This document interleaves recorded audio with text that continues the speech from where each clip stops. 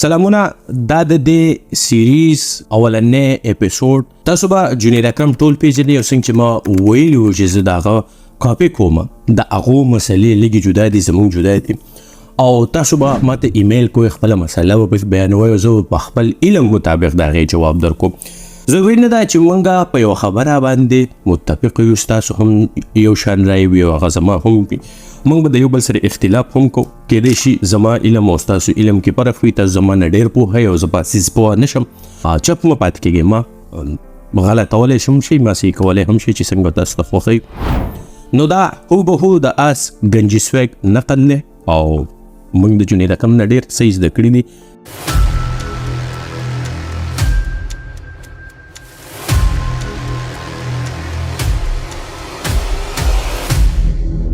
یعنی د دې سیریز اولنې اپیسوډ او اولنې ایمیل څه داسې دی چې السلام علیکم وعلیکم السلام. سر امید لرم چې تاسو به ښه یې، بالکل زه ښه یم. سر تاسو د ډېر وخت سره ګورم او اورم او ما ستاسو نه ډېر څه زده کړي، ډېره مننه روه. او تاسو فالو کو وختي مې ستاسو ویډیو وکتل چې تاسو وې که څه مسله وي نو موږ ته ایمیل کولی شئ. نو ما ځکه تاسو ته ایمیل وکړو ځکه چې زه هم د یوې مسلې ښکار شوی یم چې سخت یې بې سکونه کړی یم، خو د ټولو وړاندې سر چې کومه مسله تاسو ته بیان کوم هغه به اګنور کوئ. نو اولنی ایمیل دی، نور څه او نه به زما په احساساتو پورې خاندي. الله دې نه کړي وروره چې تا پورې څوک وخاندي. او زما د پرایویسي به خیال ساتئ، نوم خپل نشم منشن کولی، خو دومره به پېژندګلو د سره وکړم چې زه یو سټوډنټ یعنې زده کوونکی یم، 22 کلن یم او د پېښور اوسېدونکی یم. سړی پېښوری دی. سوال یې لیکلی، بیا وایي چې سرجي کم 3 کاله کېږي چې زه او یو جینۍ را سره مینه کوي، یعنې په خوښه را سره نکاح کوي او خدای ته پته ده چې زموږ مقصد صرف حلال نکاح دی، ځکه چې دغه موږ ته اسلام اجازه راکوي، ځکه چې اسلام وایي چې د خوښونکو ترمنځ ټولو نه غوره کار نکاح دی. حالانکې ما هم مور 2 ځله د رشتې دپاره لیږلې ده، خو د جینۍ کورواله انکار وکړو. یو چې تاسو کله ایمیل لیکئ پلیز هغه یو پیر 2 لولئ او کومه خبره چې تاسو مخکې کړي د هغه په ریپیټ باندې بار بار مه کوئ. دې هلک خپله مور د چا کرې لیږلې ده، د دغه جینۍ خوښه ده او هغه جینۍ والا ورته انکار کړی دی.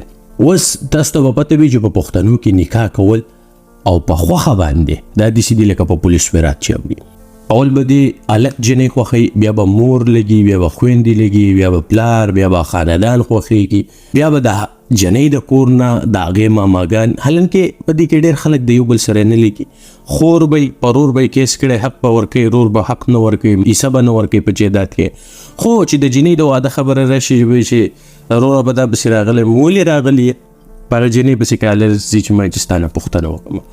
نو دا خلک چې پاسکې شی دومره شړشود کړی. خو خیر مخې ته به ستا ایمیل ته لاړ شو، ګران کار دی او زه ستا احساس I feel it. جینۍ مور وایي چې موږ جینۍ ورکړې ده، خو جینۍ راته وایي چې موږ کورواله دروغ وایي، زه یې چاته نه یم ورکړي، صرف یو چا را باندې غږ کړی دی، یعنې خوښه یم خو ورکړې یې نه یم، ځکه چې هلک زما نه دی خوښ او نه یې زه کومه. خبره لکه جنۍ باندې غږ شوی، خبره شوي ده بل ځای، کوروالی دروغ نه وایي. جنۍ خیر ستا د اړه دپاره دا خبره کوي. نو دا ټپه دې دې جنۍ ته یې ډالۍ وایي چې د زړګي رضا یې نه وي، چې د زړګي رضا یې نه وي، کورونه یې وران شه چې په زورې وده وینه.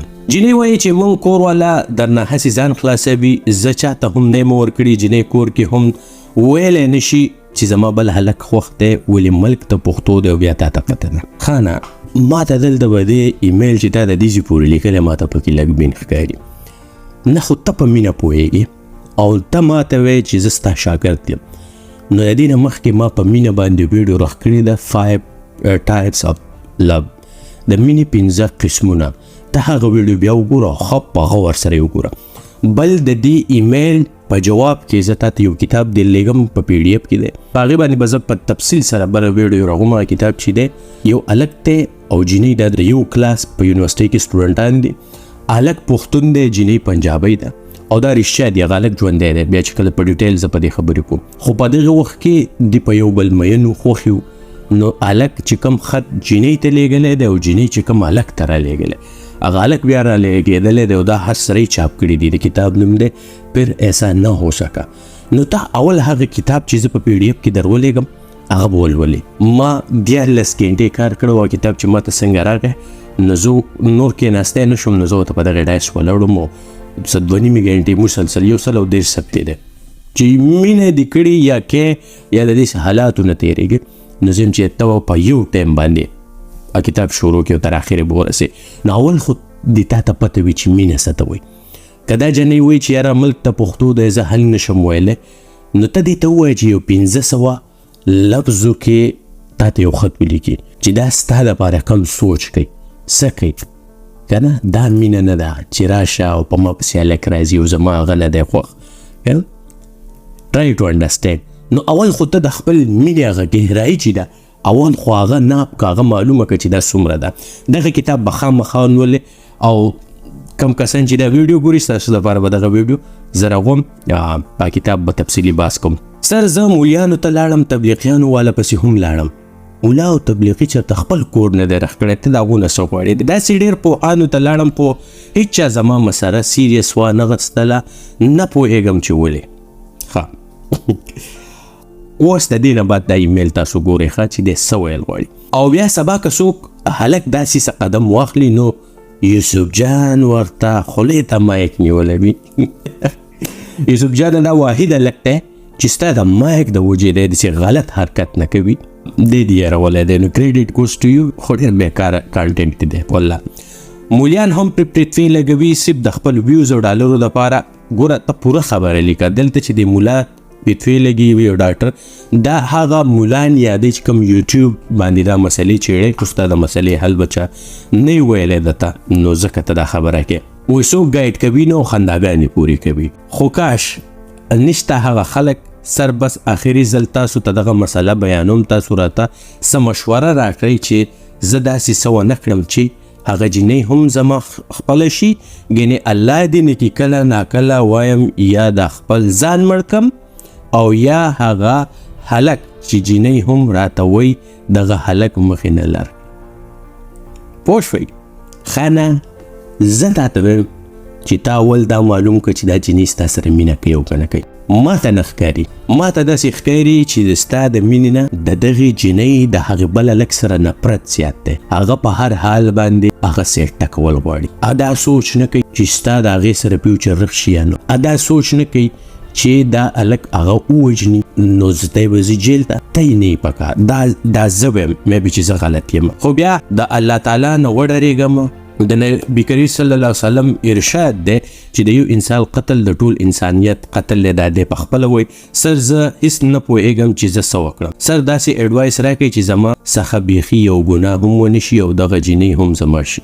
زه یو تعلیم یافته انسان یم خانه، تعلیم لدی دلته زه 0 نمبرې ورکم. پخه او بد پوهېږم، سوري ډونټ اګري.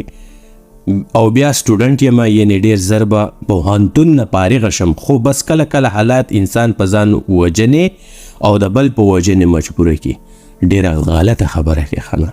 یو خو ته یې 22 کلنه، یو د ځان د مرګ یو د بل د مرګ، او په یو داسې څیز کې چې ته په دې نه یې پوهه چې په مینه کې احساس څه وي، خواهش څه وي، هغه فیلینګس چې ورته وایي هغه څه وي، د بل لپاره جذبات څه وي، پښتو څه ده، کلتور څه دی، قامولي، تربورولي، توک، درد، خاموشي. دا چې کله ته دغه کتاب ولولې تا ته به اندازه وشي چې ستاسو مینه څومره کچه او څومره پخه ده.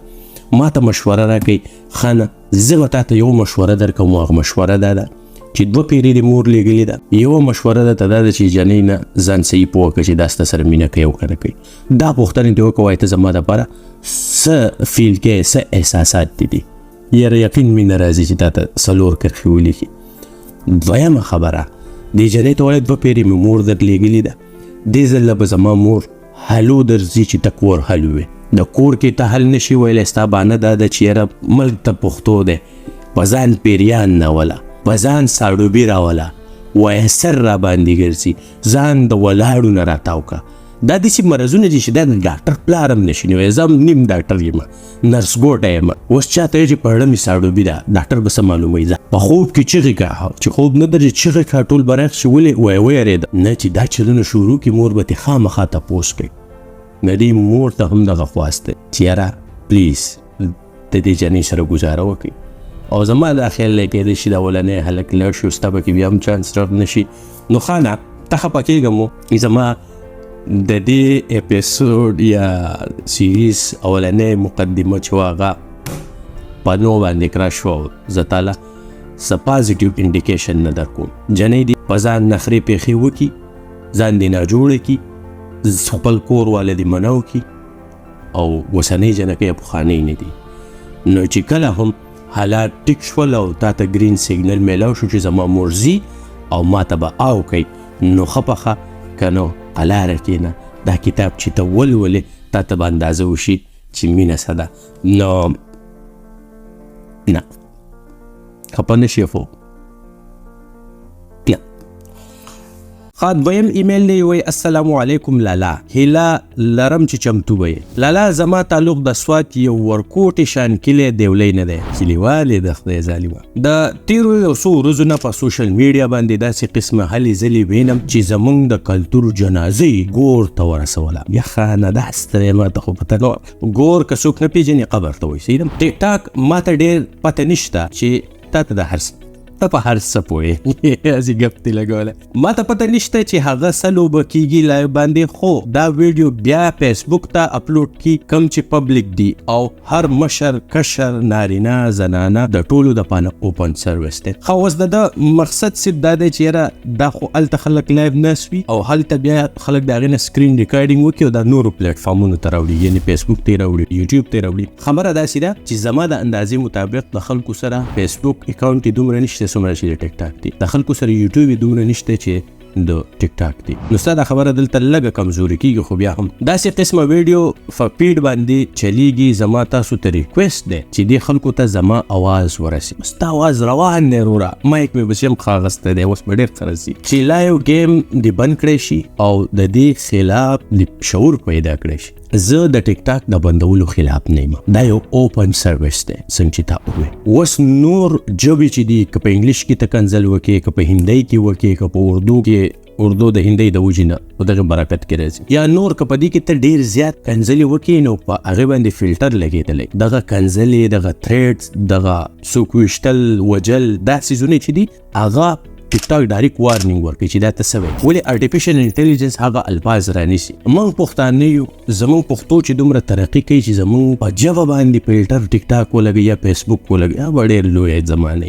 نو زموږ ژبه پکې داسې استعمالیږي چې موږ پکې څه ووایو چلیږي، انلیس چې تاسو لاړ شئ او په مخه شی رپورټ نه کوي هغه والو داخل. نو دغه یو اوپن سروس دی. خو بله خبره زه تاسو ته وکړم، ته وایې په خلکو کې د شعور پیدا شي. ګوره شعور د کوم ځای نه پیدا کېږي، دا اوس یو اجتماعي شیز دی د ټولو په شریکه. ځان له داسې وي چې کله ماشوم پیدا شي د هغې په شعور کې د هغه مور، بیا پلار، د هغه کور والا، نیکسټ بیا سکول وي. نو سکول ته خو موږ ماشوم د مدرسې نه وروستلی کړو. قاري صاحب تاسو ته پته وي چې هر ټایم هلته کول کنسل دغه کار. بیا چې سکول ته لاړ شي، سکول کې د په شعور کار کول پکار دی، هلته څوک نه کوي. زموږ سکولونه په دې کار نه کوي چې ژوند څنګه دی، په ژوند کې به څه کوئ، څه به کوئ، څه به نه کوئ. نه، تا ته تاکي چوړي ناغوله نه دي وتي. بیا د دې هر سره وروسته بیا یو ریاست وي، د ریاست ته طرف نه پابندیان یو هغه نشته. بیا د خلکو سپیریچول لیډر وي، اخلاقي روحاني لیډران، که نه چې هغه خلکو ته وایي چې بچو دا مه کوو. نو هغه د پښتنو دپاره چې و هغه باچا خان و، هغه مړ دی، هغه خلکو ته خونه خو ولیده، د هغې نه بعد داسې سیاستدان یا لیډر نه دی راغلی. زموږ عمران خان دی، هله پکار دی چې خلکو ته ووایي چې یاره زما په شان ورزش کوئ، زما په شان ښې جامې اغوندئ، ښې خبرې کوئ. اب خپله ټیک ټاک باندې راغلی. نو ته چاته دا نشي ویلی چې یاره ته ټیک ټاک د بین کړی شي او ټیک ټاک نه. موږ ته صحیح هغه عین نه دی، دا ټیک ټاک موږ ته هغه عین ښایي چې موږ څوک، موږ څنګه یو. زه به درته خبره لږه په اوږدو دغه کومه، یو مولا دی پلین کوچ مولا ورته وایي، هغه وایي حضور صلی الله علیه وسلم له چې 2 قامونه مخې له راشي، حضور صلی الله علیه وسلم موسکی شي. هغه 2 قامونه هغه څوک یادي؟ یو د پاکستان پښتانه او یو د افغانستان پښتانه. اوس خو دا قامونه دي، نو دا خو یو قوم دی. بل دا د اسلام په نوم تاسو ته دروغ وایي چې موږ څوک یو. حضور صلی الله علیه وسلم له نور قامونه راځي نه ښایي، خو بس موږ داسې توره کړي دي چې موږ له مخې له جنو په خندا دومره غټ دروغ. بیا چې زموږ څومره هم ادیبان دي او تاریخ پوهان دي هغه راته لا دروغ وایي. زموږ د پښتنو لا دا تاریخ نه دی معلوم چې موږ اسرائیل یو، که موږ قریش یو، که موږ څه یو. بله ورځ پکې زموږ یو ډېر د پښتو په ادب کې غټ ستوری دی، هغه وي زما د پی ایچ ډي د ریسرچ مطابق پښتانه چې دي دا اسماعیلیان دي او کله چې تاسو په دوبۍ او سعودي کې روان یې د عربیان تاسو ته وایي چې هغه د اسماعیلی روان دی دا درته نه وایي چې پښتون روان دی هم دقه سړی بیا وایي دنیا ته سړیتوب موږ ښودلی دی موږ پښتانه د ټولو نه غیرتیان یو او موږ دي همدغه پښتانه دي دا کوم چې تاسو په ټیک ټاک کې نه اوس داسې څوک خو نشته چې په موږ کې شعور راولي باچا خان خو نه دی اخو لاړو اخو څوک سټډي کوي نه عمران خان د خپلې کرسۍ نه دی وزګر مدرسه جومات او دا څیزونه موږ ته ژوند ښیي نه ولې چې ته پیدا شې تا ته وایي په دې دنیا کې څه نشته موږ پیدا شوي د مرګ دپاره یو زموږ نه به حساب کېږي کورونه مه رغوئ بنګلې مه رغوئ محل مه ګټئ ماربلې مه لګوئ ټایل مه لګوئ تاسو به قبر ته ځئ په قبر کې صرف رڼاګانې دي او تیارې دي که عمل دې ښه رڼا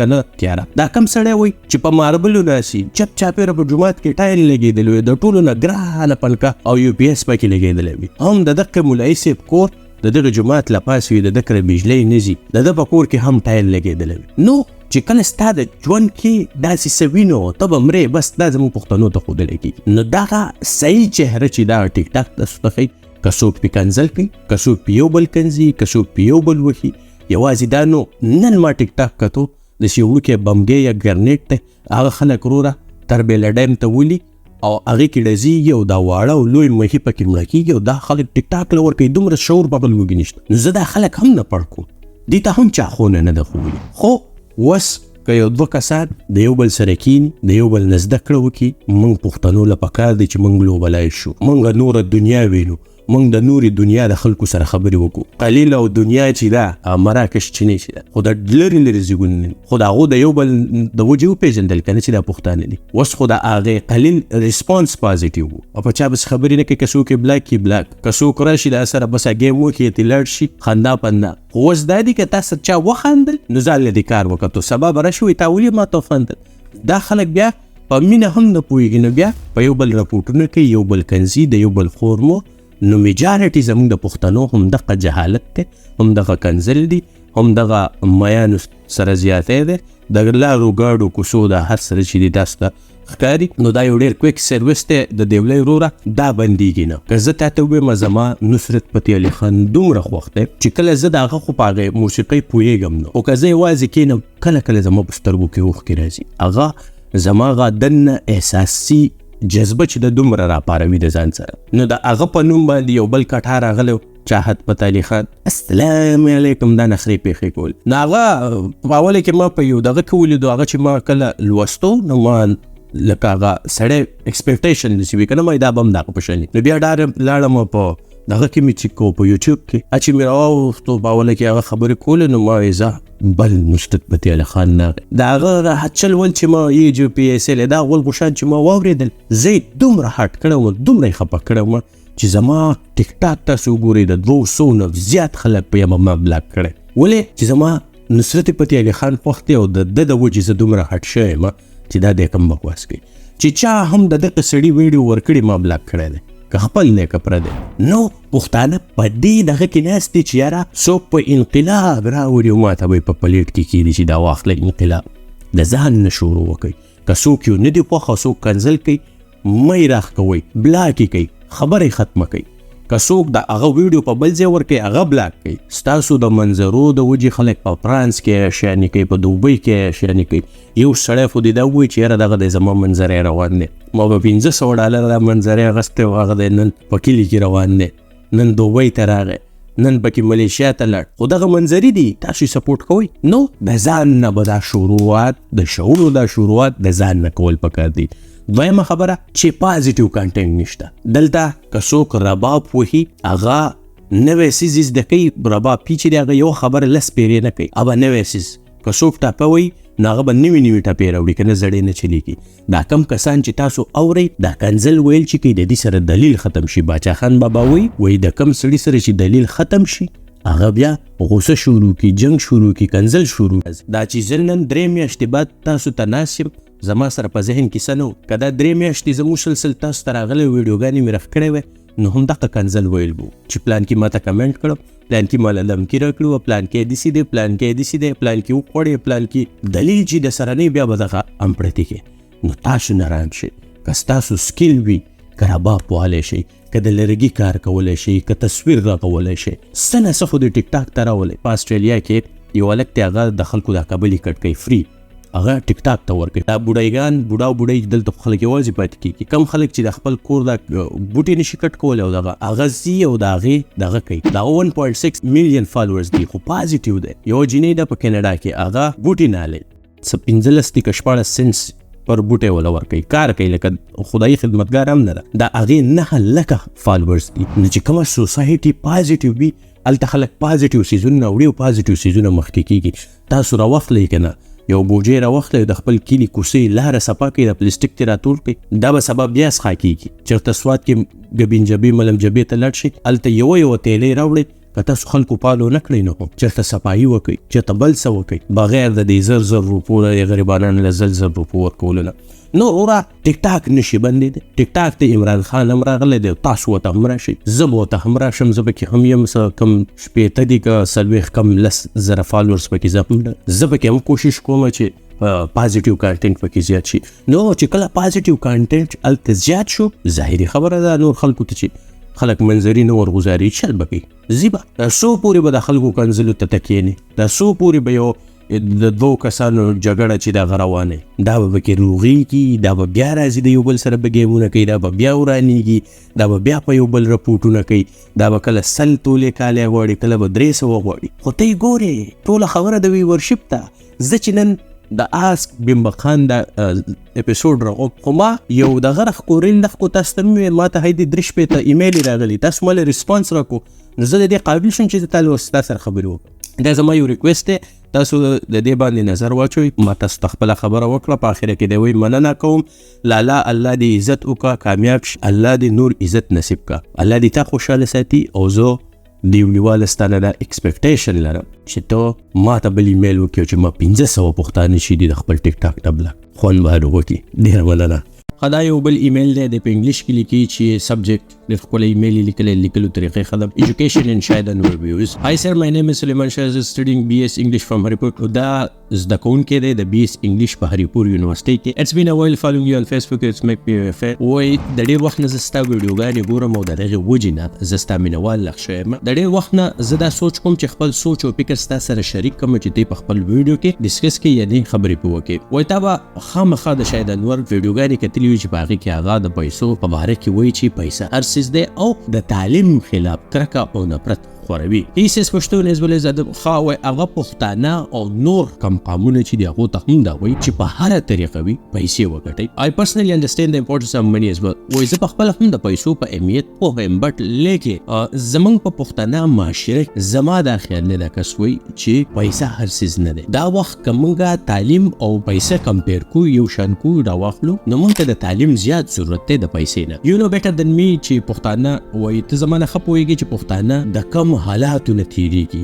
په وړه خبره باندې یو بل وجني او وړې لارې ګوري نقطې پورې چې د یو بل سره جنګونه وکړي. د دې غټه وجه چې ده هغه جهالت دی، لیټریسي ده. ان سچ سوسایټي یو ریلی تھنک منی کین سالو پرابلم. وایي ستا څه خیال دی چې د پیسو د وجې نه به دا مسئلې حل شي؟ بیا په خپله جواب ورکوي پرسنلی تھنک نو. وایي زه په خپله دا وایم چې نه، پیسه هیڅ هم نشي کولی چې څو زموږ دا حالات دي. وایي که تا لارې برابر کړي چې د خلکو دماغ کولاو شي نو هغه به خامخا د دې ګن نه راوځي، د دې جهالت نه به راوځي. خو که د شاهد انور په شان خلک وي او دا خلک یعنی دا نیو جنریشن نوی نسل په دې ورپسې شي او دغه شان دی فالو کړي او د دې دا طریقې کار اپناو کړي نو زموږ روان کم نسل چې دی دی به د وس نه هم بدتر ژوند تېروي. سو پلیز ډسکس. وایي ته په دې باندې خبرې وکړه چې د تعلیم اهمیت څومره دی. د ټولو نه اول خو ډېره مننه سلیمان شاه ستا د ایمیل په لیکلو په طریقه باندې. خو ما صرف په پښتو کې به دې ووایي چې یار هغه انګلیش او بیا پښتو ټایم د خلکو بچت شي. د ټولو نه اول دا مسله چې دا مسله هم نه ده، دا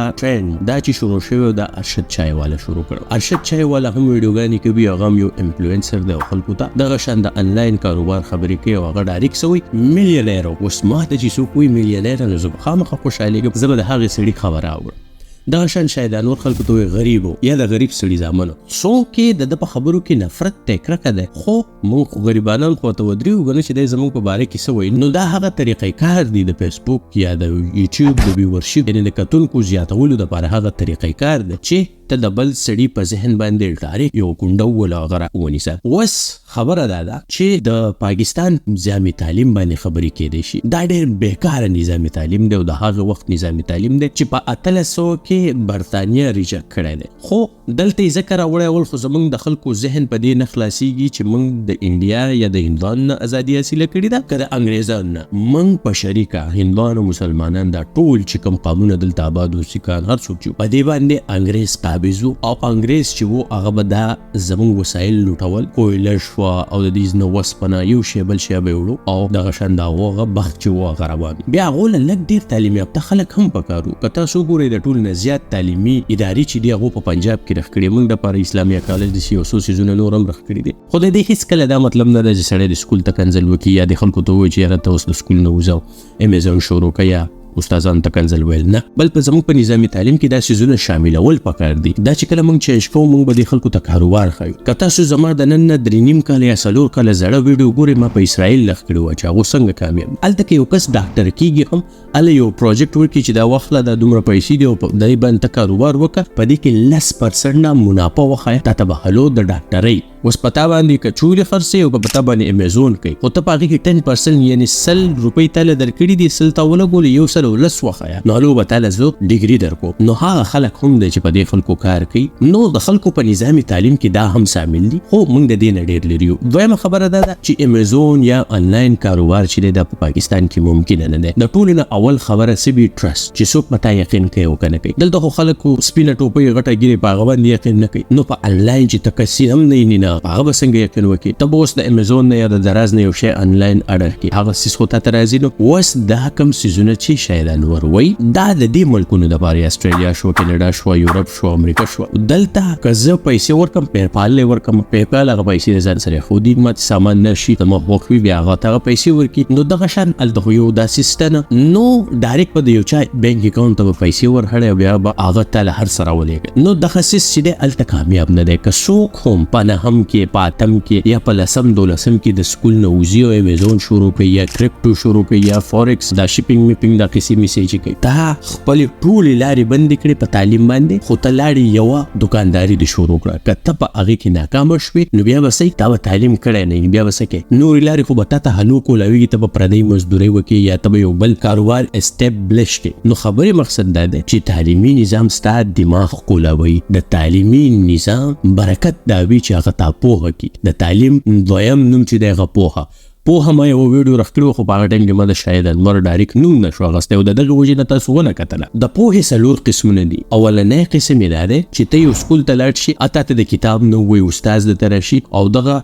که په هغې کې څه لیکلی شوي که 100 کاله مخکې لیکلی شوي که زر هغه د هغې نه ته پوهه حاصلولی شي. اوس زه هم تاسو له یو پوهه در کومه خو چونکې تاسو ما ته په کلاس کې نه یاست زه تاسو دومره دغه کولی نه شم پوسټ کولی نه شم چې زه په تاسو فوکس لیول صرف او صرف دې سیس ته راولم چې تاسو دا زده کوئ نوره دنیا په تندر ولئ. اوس تاسو ما ګورئ په موبایل باندې که زه یو خبره کوم ستاسو سره بلها لارې دي چې تاسو ډسټرب شئ، چا درته رینګ وکړو، میلمه را دننه شو، اس ام اس ته وشو، نو هغه څیز چې تاسو دلته په یو ځای باندې پرېښودو هغه خبره ختمه شوه. دا کار د وړوکوالي نه موږ لاړ شو. په وړوکوالي کې د وړو غمونه نه د وړو دومره بوج په هغو نه وي نو د هغه دماغ دومره واضحه کېږي کولاویږي چې هغو ډېر څه زده کولی شي او هغې ته وایي پوهه. دویمه ده بحث و مباحثه چې موږ د یو بل سره خبرې وکړو یا که بل څوک واورو. موږ د ټیک ټاک نه علاوه بل شی اورو. نو که تاسو یو فایدهمند سړی واورئ چې هغه په یو څیز باندې خبرې کوي د هغې دپاره پکار وي فوکس چې ستا پوره توجه هغه ته وي. بیا د اورېدو هم 5 قسمونه دي او په دې هم ما ویډیو رخ کړې ده. زموږ خلک چې دي هغه اوري نو په اورېدو کې ډېر زیات کمزوري دي. درېیمه دا چې ته سفر وکړې یو ځای نه بل ځای ته لاړ شي. نو اوس که تاسو ګورئ شاهد انور یو ښه سپیکر دی ښه پوهه لري ولې چې سفرونه یې ډېر زیات کړي بحث و مباحثه د به نور څوک اورېدلي ځکه خو تاسو ته وایي که نه نو دا کار هم په هغه کې دی.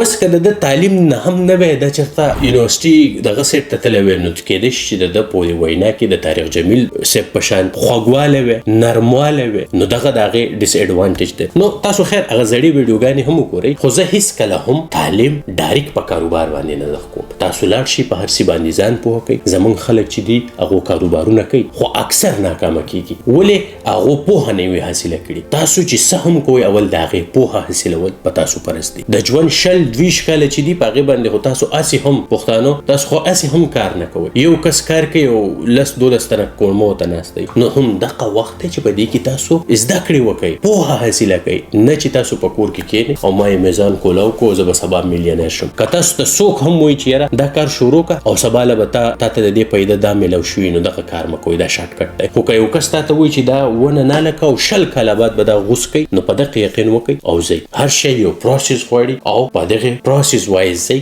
داسې شارټ کټ یې مه استعمالوئ والله علم دا څه چې موږ ته په سوشل میډیا په نظر راځي دا داسې دي او که نه دي د دې تصدیق نه دی پکار خو دا دواړه څیزونه چې دي لازم مظلوم دي که زموږ تعلیمي نظام دا څیزونه موږ ته وښیي شهید انور ته ضرورت نشته او تعلیم چې دی دا دې ورسره جاري وي نو خپل خیال ساتئ دا اولنی اپیسوډ سرته ورسېدو که تاسو هم دغه شان ماته ایمیل کول غواړئ نو وکئ که ستاسو څه سوال وي نو په دې سکرین باندې چې کوم ایمیل راځي په دې باندې خپل ایمیل وکئ خپل خیال ساتئ او په نیکسټ اپیسوډ کې چې کله ستاسو سوالونه راغلل په هغې کې به نور بحثونه کوو د الله په امان تر بلې ویډیو بمبق